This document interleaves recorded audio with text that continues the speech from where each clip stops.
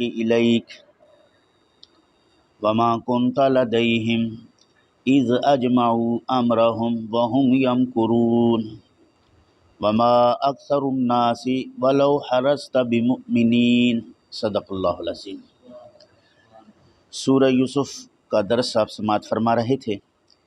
حضرت یوسف علیہ السلام کے ذکر کے اختتام پر اللہ رب العالمین نے اپنے پیارے رسول صلی اللہ علیہ وآلہ وسلم کے مقام علم کو بیان فرمایا۔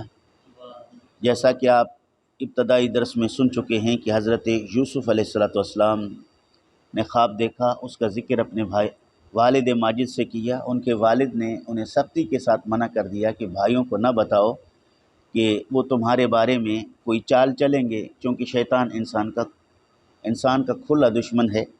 حضرت یوسف علیہ نبینا علیہ السلام کی اس خواب کی اطلاع کسی طرح ان کے بھائیوں کو ہو گئے، جس کی وجہ سے انہوں نے حضرت یوسف علیہ السلام کے ساتھ نفرت اور عداوت رکھنا شروع کر دیا۔ پھر انہوں نے آپس میں منصوبہ بندی کر کے اپنے والد ماجد کے پاس جا کر حضرت یوسف علیہ السلام کو اپنے ساتھ صحرا میں لے جانے، کھیتوں جنگل بیابان میں لے جانے کی بات کی کہ ہمارے ساتھ ہمارا بھائی جائے گا اور جنگلی پھلوں میں سے کھائے گا، کھیلے گا، کودے گا، ذرا اس کی صحت کے لیے بہتر ہے، ہم اس کی خیر خواہ ہیں، ہم اس کی حفاظت کریں گے۔ والد ماجد نے بھیڑیا کھانے کے ڈر کا اظہار کیا تو ان کے بھائیوں نے یقین دہانی کرائی کہ اگر ہم 10 کی موجودگی میں بھیڑیا اگر ہمارے بھائی کو کھا لے تو پھر ہم پہ تف ہے۔ حضرت یوسف علیہ السلام کی خواہش بھی یہی تھی کہ بھائیوں کے ساتھ جائے۔ اس اصرار کو مد نظر رکھتے ہوئے حضرت یعقوب علیہ السلام نے اجازت دی۔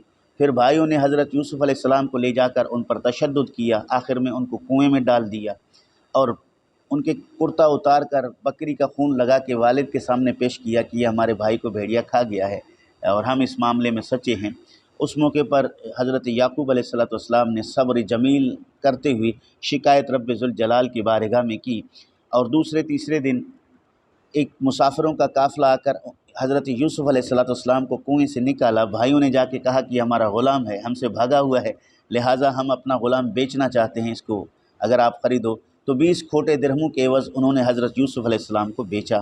حضرت یوسف علیہ السلام مصر میں گئے، وہاں غلامی کی زندگی بسر کرتے رہے، بکتے رہے، یہاں تک کہ عزیز مصر نے اس کو خریدا، اپنے گھر لے کر اپنے زوجہ سے کہا کہ ان کی حفاظت کریں، ان کو اچھا بہتر کھانا کھلائیں اور بہترین اس کو جگہ دیں، یہ ہمیں نفع دے گا یا ہم اس کو اپنا بیٹا بنا لیں گے۔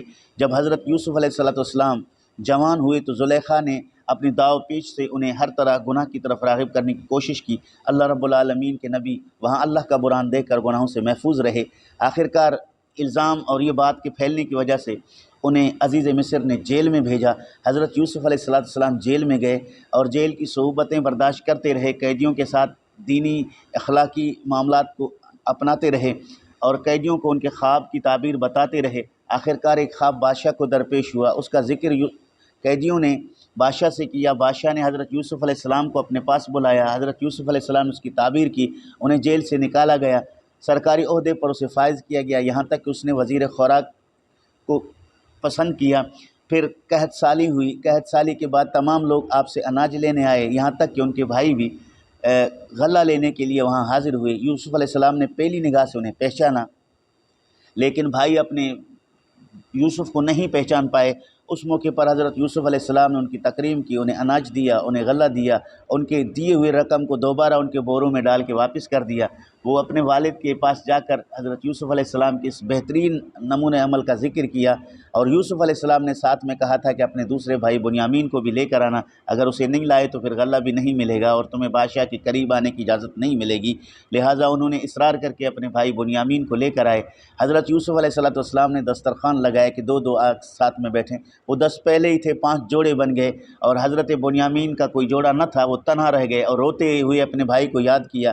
تو حضرت یوسف علیہ السلام نے کہا کہ تھوڑی دیر کے لیے میں آپ کا بھائی بنتا ہوں، میں آپ کے ساتھ اس دسترخوان میں شریک ہوتا ہوں۔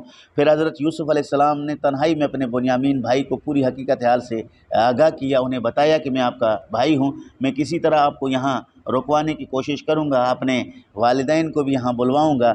تو انہوں نے یہ باتیں سننے کے بعد تسلی کی۔ حضرت یوسف علیہ السلام کے غلاموں نے بنیامین کے بورے میں بادشاہ کا پیالہ ڈال دیا، راستے میں انہیں روکا گیا کہ تم نے چوری کی ہے اور تمہارے پاس بادشاہ کا پیالہ ہے، کوئی چیز ہے۔ تلاشی لینے کے بعد جب یہ پیالہ بنیامین کے بورے سے برآمد ہوا تو یوسف علیہ السلام نے ان سے پوچھا کہ تمہارے ہاں فیصلہ کیا ہے؟ انہوں نے کہا کہ جو چوری کرتا ہے وہ مالک کے ہاں 1 سال غلامی کی زندگی گزارتا ہے۔ تو حضرت یوسف علیہ السلام نے کہا ٹھیک ہے، تمہارے قانون کے مطابق میں یہ فیصلہ کرتا ہوں، بنیامین نے ہماری چوری کی ہے، 1 سال تک یہ ہمارے پاس رہے گا، ہمارا غلام بنے گا۔ ان کے بھائیوں نے کہا کہ نہیں، اس کی جگہ ہم میں سے کسی کو رکھو، ہم غلامی دیں گے۔ حضرت یوسف علیہ السلام نے کہا جو جرم کرتا ہے وہی سزا پاتا ہے، ایسا نہیں ہے کہ جرم بنیامین کرے اور سزا یہودا کو ملے، ایسا نہیں ہو سکتا، یہ ہمارے انصاف کے خلاف ہے، ہم بنیامین ہی کو غلام رکھیں گے۔ تو لہٰذا انہوں نے کافی منت سماجت کی، لیکن یوسف علیہ السلام اپنے فیصلے پر قائم رہے۔ انہوں نے اپنے والد کے پاس جا کر، یہودا وہاں رک گیا اور باقی 9 بھائی اپنے والد کے پاس جا کر اس صورتحال سے انہیں آگاہ کیا۔ ان کے والد نے اس پورے راز اسرار کو سمجھ کر انہیں اللہ رب العالمین کے حوالے کیا اور دعا کی۔ ساتھ میں پھر بھائیوں کو کہا کہ جاؤ یوسف اور ان کے بھائی کو تلاش کرو۔ جب وہ دوبارہ آئے تو حضرت یوسف علیہ السلام کے پاس یعقوب علیہ السلام کا خط بھی لے کر آئے، جس کی وجہ سے یوسف علیہ السلام آپ دیدہ ہو گئے۔ انہوں نے ان کو بتایا کہ میں یوسف ہوں اور تم نے اپنے بھائی کے ساتھ یہ کیا ہے۔ وہاں انہوں نے آپ سے معذرت کی تو کہا لا تثریب علیکم الیوم، آج کے بعد تم پہ کوئی ملامت نہیں ہے۔ پھر اپنے والد کے لیے 200 سواریوں کا انتظام کر کے انہیں بلانے کے لیے کہا، اور ساتھ میں سب سے پہلے والد کی آنکھوں کی شکایت کی وجہ سے اس نے اپنا وہ کرتا نکال کے دیا کہ اذهبوا بقمیصی ھذا فالقوہ علی وجہ ابی یأتی بصیرا، یہ میری قمیض لے جاؤ، میرے ابا جان کے آنکھوں پہ لگاؤ، آنکھوں میں بینائی آ جائے گی۔ تو وہ قمیض لینے والے یہودا تھے، وہ وہاں جا کر جب نکلے تو یہاں یوسف علیہ السلام کے والد یعقوب علیہ السلام نے کہا کہ آج انی لاجد ریح یوسف، آج مجھے یوسف کی خوشبو آ رہی ہے۔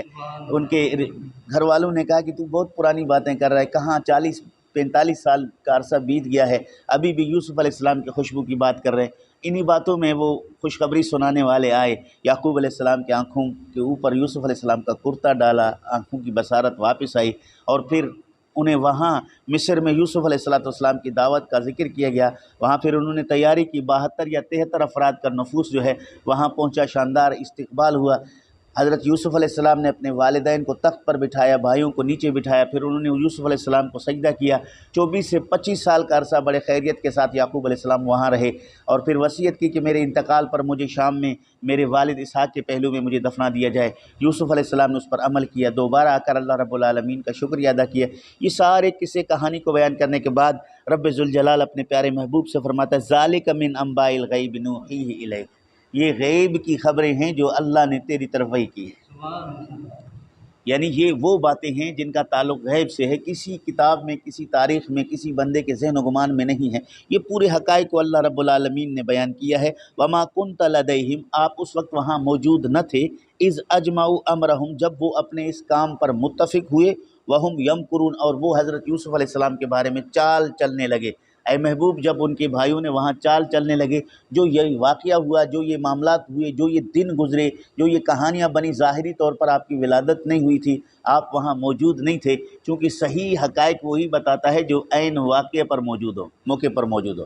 کوئی بھی کہانی، کہیں بھی کوئی واقعہ ہو، وہاں جو شخص موجود ہوتا ہے وہ بہتر بتا سکتا ہے۔ تو رب نے فرمایا کہ ظاہری طور پر اے حبیب آپ وہاں موجود نہ تھے، چونکہ آپ ابھی دنیا میں جلوہ گر آپ کی نہیں ہوئی تھی، آپ وہاں نہیں تھے، اور یہ ساری حقیقت حال اس طرح بیان کر رہے ہیں جیسے کوئی وہاں موجود شخص بیان کرتا ہے۔ اس کی حقیقت کیا ہے؟ ذالک من انباء الغیب نوحیہ الیک، یہ غیب کی خبریں ہیں جو ہم نے تمہاری طرف وحی کی ہے۔